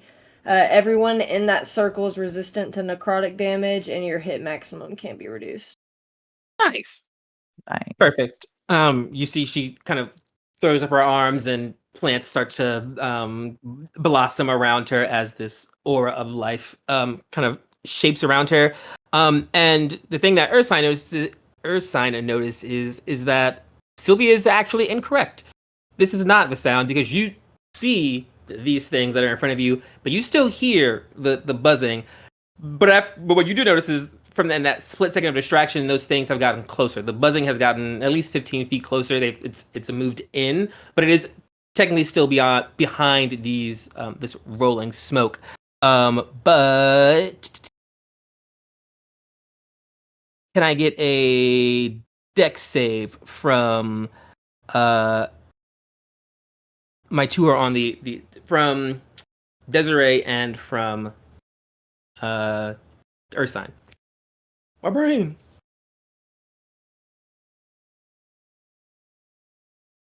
Now let's I get got it right. Nat 20 for a 21. Oh, that's beautiful. I have a 19. Nice. Hey, For that's a good roll. 19. Oh God. Ursine's not very dexterous. I am. That was a +7. I rolled a 12. Oh. I got very lucky. I am not. I'm you got a creaky. +1. I'm creaky. Ursine, you hear almost in a second too late as Sylvie calls out behind you. You all turn around. You see the thick green smoke rolling towards you, and then you hear it. It sounds like a plasma rifle charging up. You know, it's like like that low buzz starts to. You can feel it building, and as it does, the first thing you know, well, you don't see anything until you feel it. Immense pain ruptures through your body. Both of you. You take 18 points. 19. Yeah, half damage. You take 18 points of lightning damage as lightning, arcs through the path right behind you guys. It's a 100-foot line, 5 foot wide. So it just kind of like arcs right behind you, like it's just like you just happen to be caught. It's not shooting at you; it is shooting behind you. But you're caught in its blast, which does propel you to start to move through the water. But you take 18 points of lightning damage, and you hear that getting louder.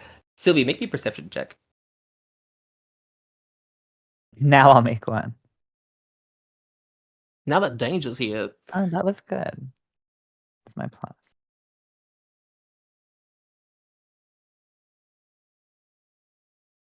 My God. Okay, +2. 18. Perfect. Answer me this. Have you ever cast or seen the spells Lightning Bolt or Cloud Kill cast? And if you don't know, you can roll a dice about it with an Arcana check. I mean, I feel like I would. That seems pretty on brand for Yeah. Which one would you people know? I hung out with. Or- I feel or- like Cloud Kill would be one.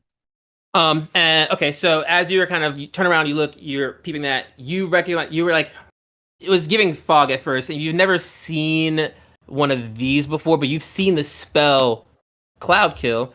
But you know there is a phenomenon that happens in the Fae because of its oversaturation with magic, that there are what is called living spells. Spells that have been cast often by mages, that they have a lingering effect and they exist in the space. Sometimes they gain sentience of their own and they kind of move around, killing things they encounter or being killed by things they encounter. They are not, sentient beings. They just bounce off walls and do what they do until they stop. Manifestations of energy. Yes. You see you see two living cloud kills. That is what is rolling in on the ground under the smoke. It is the spell. So it's just heavy noxious gas that is moving towards the back of Sylvie and of Ursine and Desiree coming from behind them from the temple, pushing them towards the river, and then you see lightning strike through the cloud kill, but like through behind them, and you see them take lightning damage. And you're picking up what's being put down. You're under the belief that either you're being attacked by someone who's casting spells at you, or these spells are attacking you. Technically, both are viable options here in the Fae. But Tibbet and Ursine and Desiree know that this is the time to wade through the water, if possible. Fire, tree grove. You have no problem. You've been in the water already. You took a nice. I put my feet in there, but she's definitely, if we're not in like initiative or anything, she's definitely gonna cast Find Familiar and make him wade through the water to carry her across. Yeah, and I mean, I feel like during this time too, especially like, because you said that I like essentially see like the manifestations of the cloud kill. Like I see a pinpoint point that I could like shoot something at. Yeah, you saw the clouds first, and then you just put the effort into like identifying it. You know that it is not a fog; it is a thing that you can fight. You can attack any part of the living spell and hurt it, but you know now that you're not shooting air; you're shooting a spell, so you can hurt it. Yeah, I mean, I'm not gonna go directly for the spell quite yet to initiate anything, but I'm going to Eldritch Blast like the ground that they're jumping off of to kind of make my own little cloud disperse to fuck with it a bit. To try to yeah. Yeah, make me Go on. So we're not going for damage. Give me just an attack roll. It's gonna call a spell roll. You're not actually casting the spell to do it. You're just casting it for proficiency. So roll me an Eldritch Blast.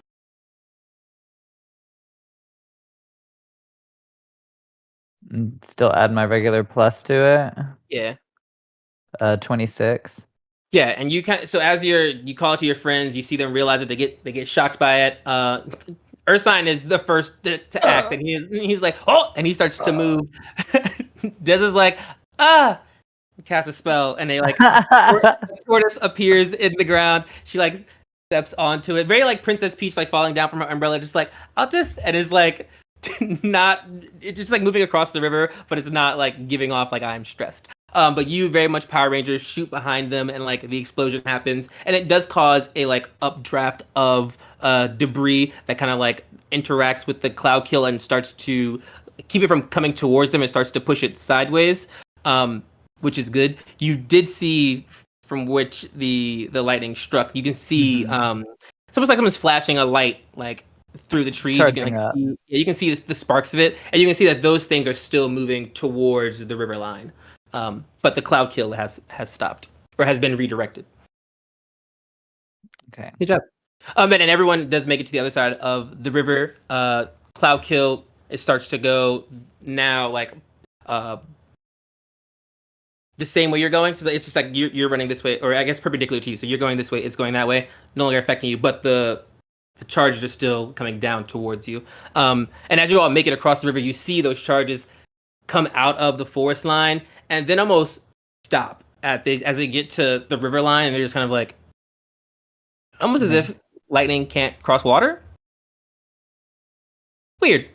But it kind of like you see them like lighting is cackling up from the ground to them, but they're just like they just stop. It's those those orbs you touch that like make lightning do weird things. Those toys, it's like that without the glass, but they stand in front of you, and all of you minus our friend Sharp are assailed by the smell of rotting flesh and nasty meats. You see the remnants of what was a Kelpie, also the remnants of what was a Kelpie corpse that has been desecrated was a good word, like eaten over, but like not in any sort of way an animal would eat anything. It's like just been attacked or destroyed or desecrated, and it's kind of just like nasty. But the drama sits behind you, and a new world sits in front of you. You move forward. I'm really glad that you made that house, Tidbit. If this was us, that would suck. So thank you. That's all I have to say. Tidbit agrees. One should never sleep outside. You know what? In this new place, yes. Mm-hmm.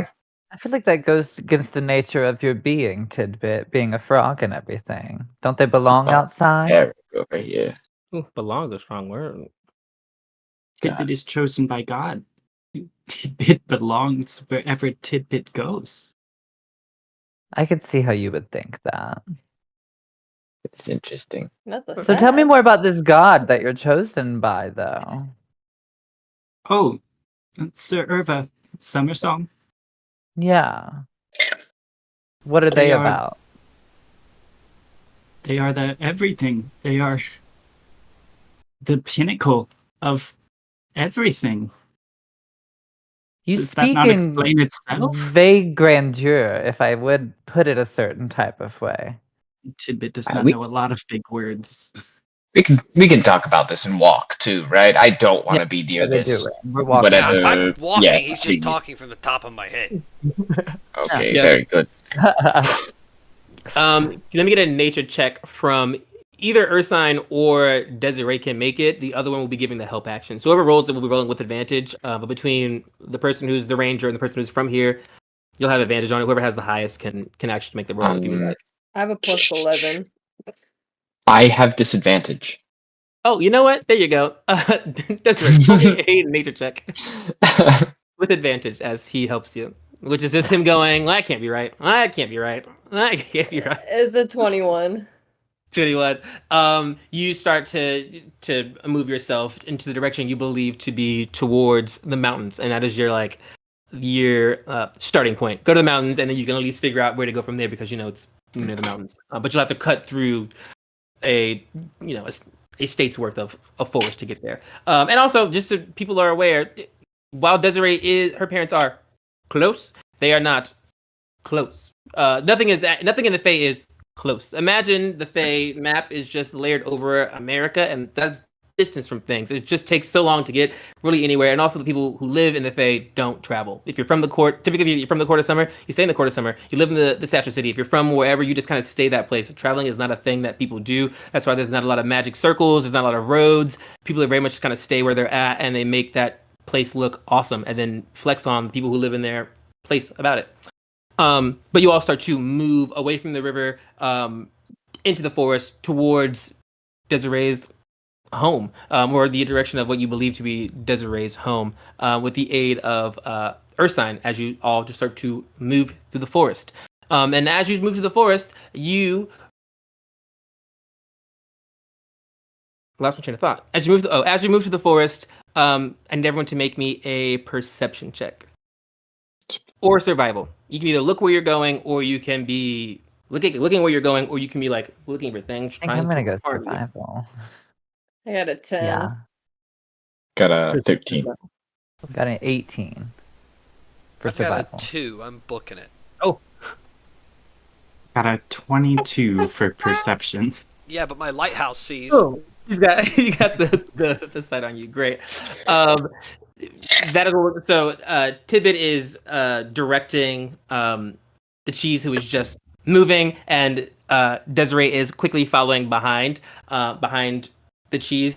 Then it is our friend Ursine, and then followed up is Sylvie, who just kind of notices that the smell hasn't faded, it hasn't gotten stronger, and Byron said we're pulling a ratatouille here. It hasn't gotten stronger, but it also hasn't faded, and there is a worry of what happens when things smell death.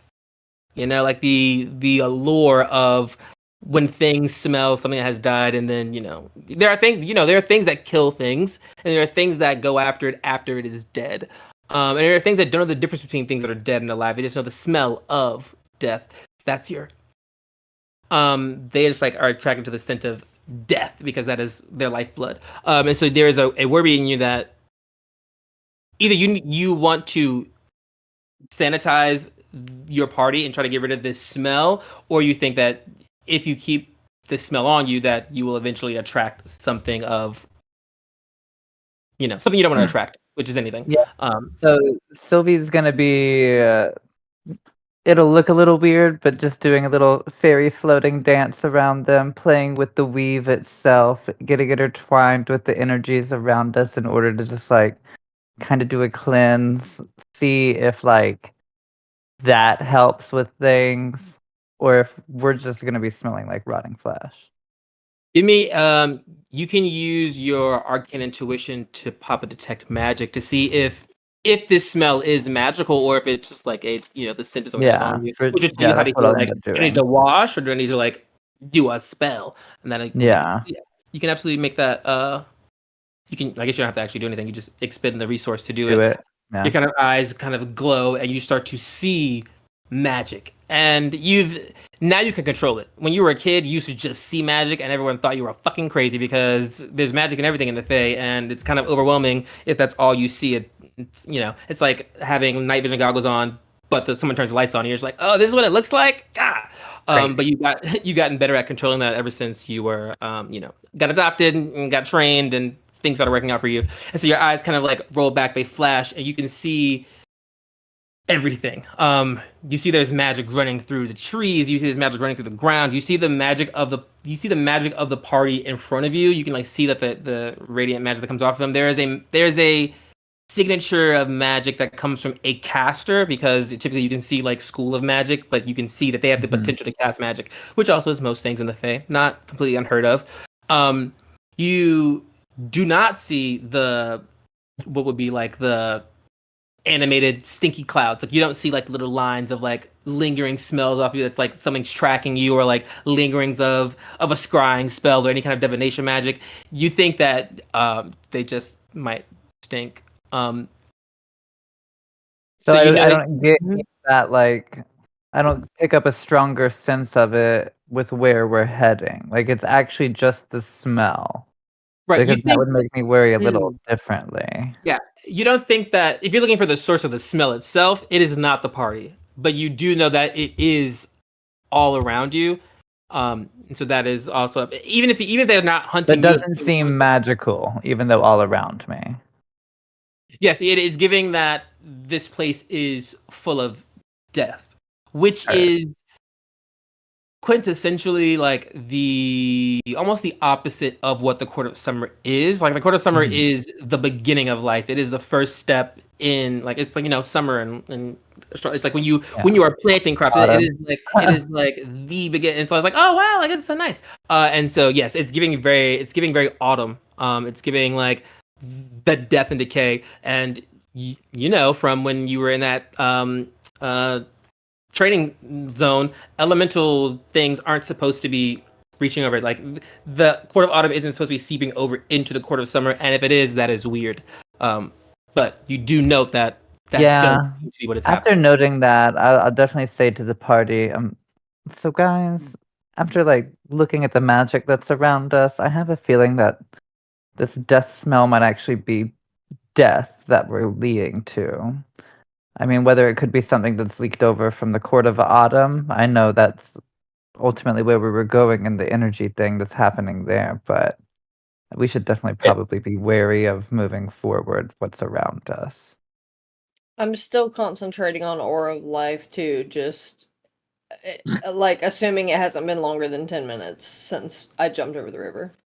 Yeah, Is you're hitting the that 9.5 mark, because you are all continuously moving and processing these things, but you're good.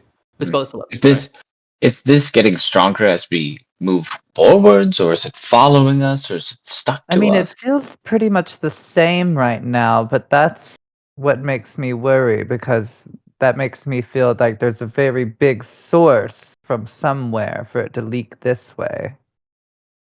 I mean, I would be right, and Um, Sylvia would be right in assuming that, right? Like, Yeah, there's a and massive source of this smell, and that's why it's permeating like this. it is definitely lingering, and you would know that you didn't smell it before you crossed the river. It's something that started once you crossed the river. Mm-hmm. And so there is that. But yeah, it doesn't seem magical. It does seem like you are moving. Like the way in which you are moving is not less or more, but it is definitely consistent. Like you're moving toward, like this place is saturated in That death. sense. And so like Yeah. where you go inside of that is not really going to affect it, but you are just aware of that, of what can happen from that. Originally the thoughts were it was artificial, like you did kill something, but it Mhm. has you're realizing that, like, oh no, like I gotta throw the whole fridge out. I can't scrub this smell out. It's like, but it is a natural smell. It's a fey the natural. the thing. What was the name of the thing that we ate earlier? I forgot. The The Kelpie. Kelpie? Kelpie. It is dead. Would you was when we found the body of it, was it like, did we see it as we left it, or was it like torn apart? Oh, it was There was gone. nobody. Yeah, Okay. yeah. When you came back to it, it was Um, just like remnants of the where it was killed, and then like bloody drag marks, but there was nobody. would you consider a dead body an object? Sure.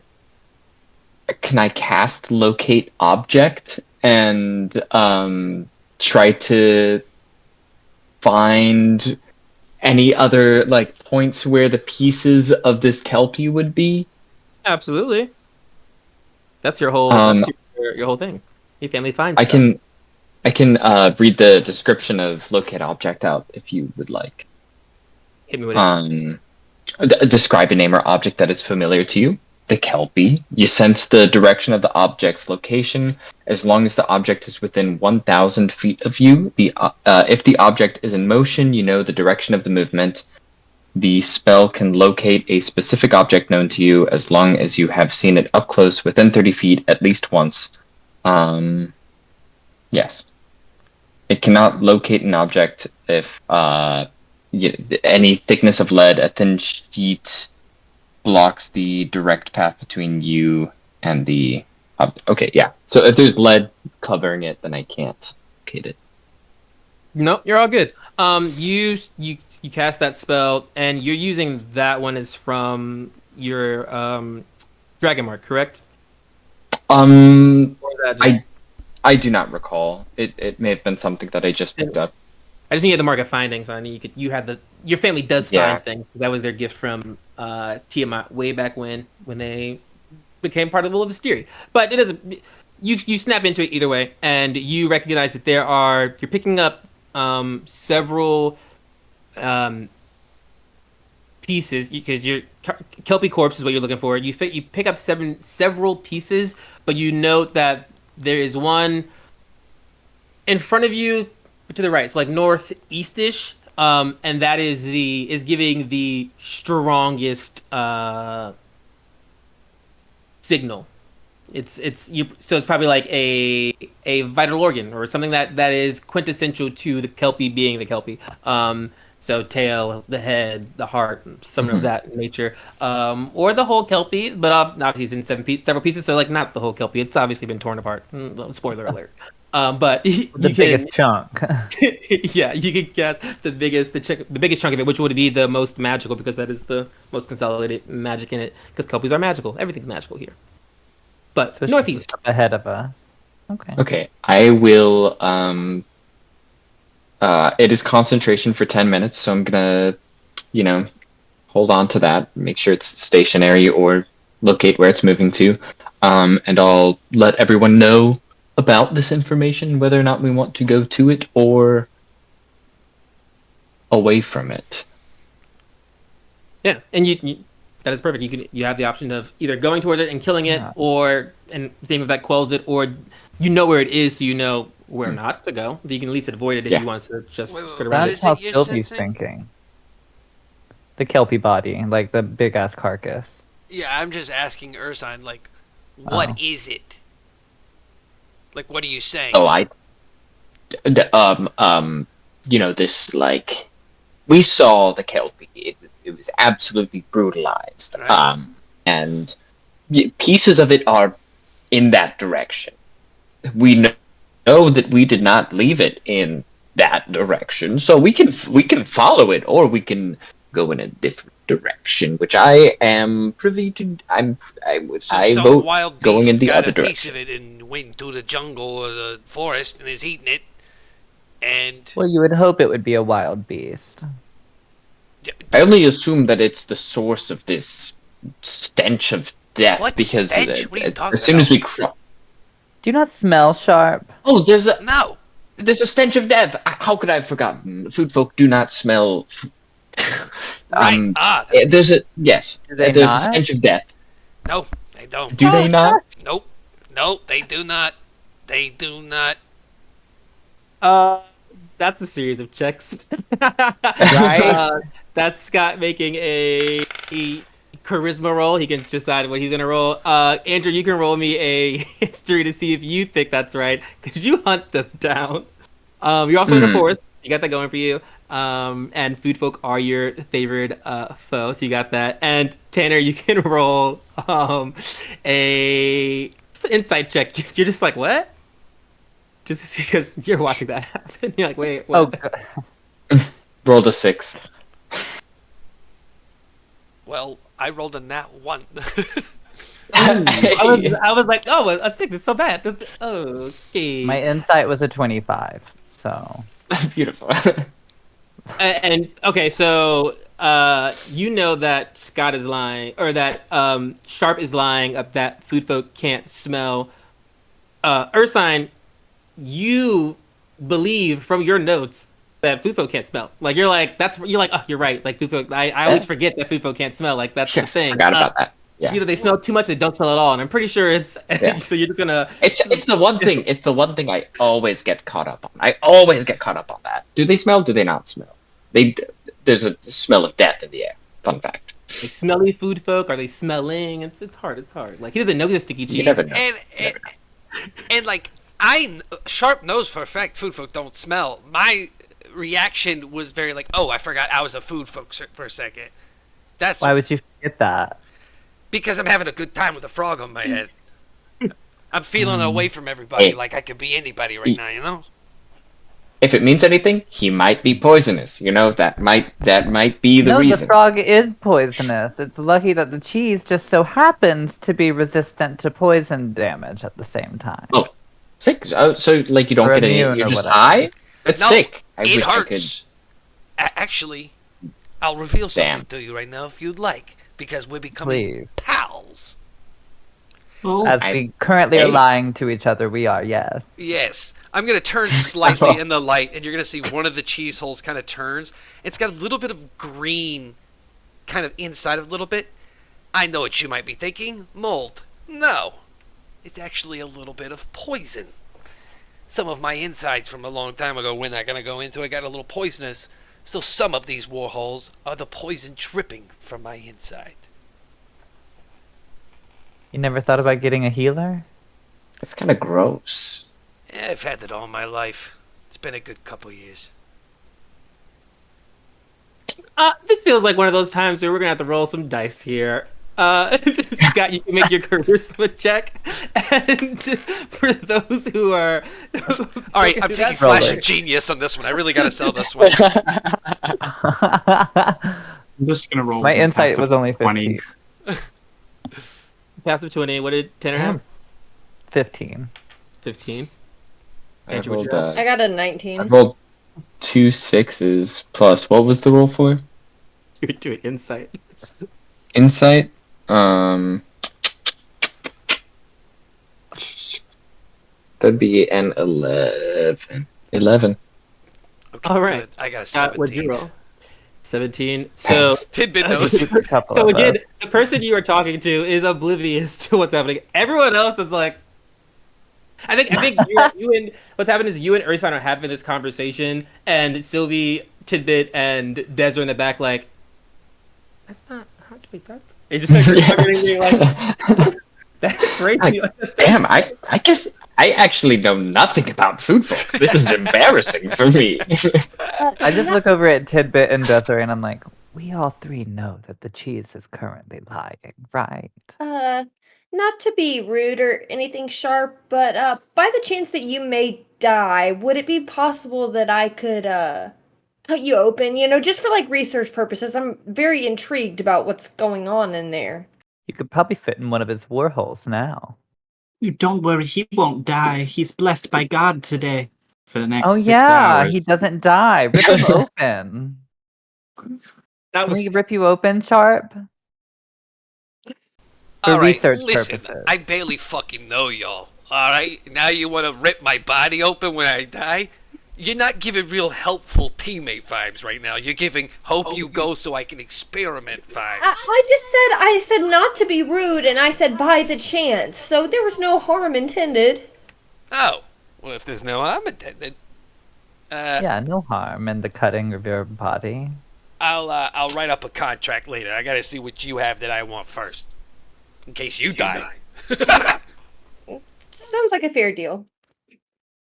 that is the first time that you all like are halted in your conversation as they toss around the idea of casually like using you as a cadaver if you were to like you're like right there. They're like, wow, we want to cut you open and inspect your body. It's like I can hear you. I'm a person.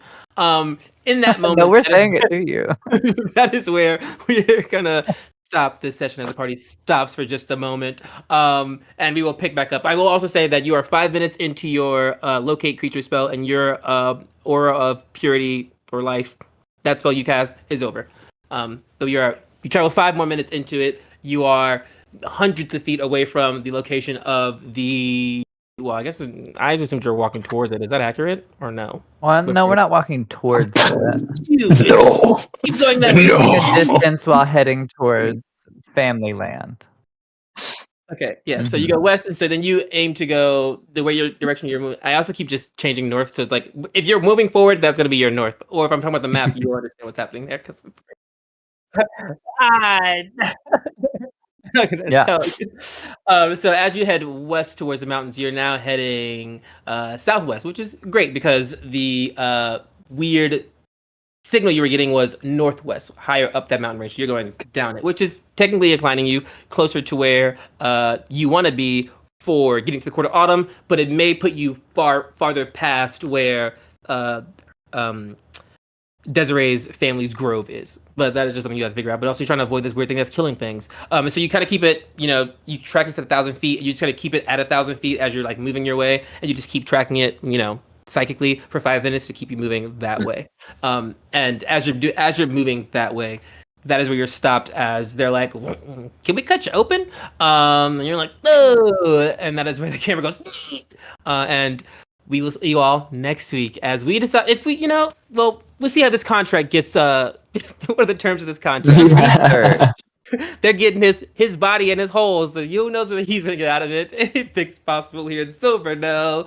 Stay tuned.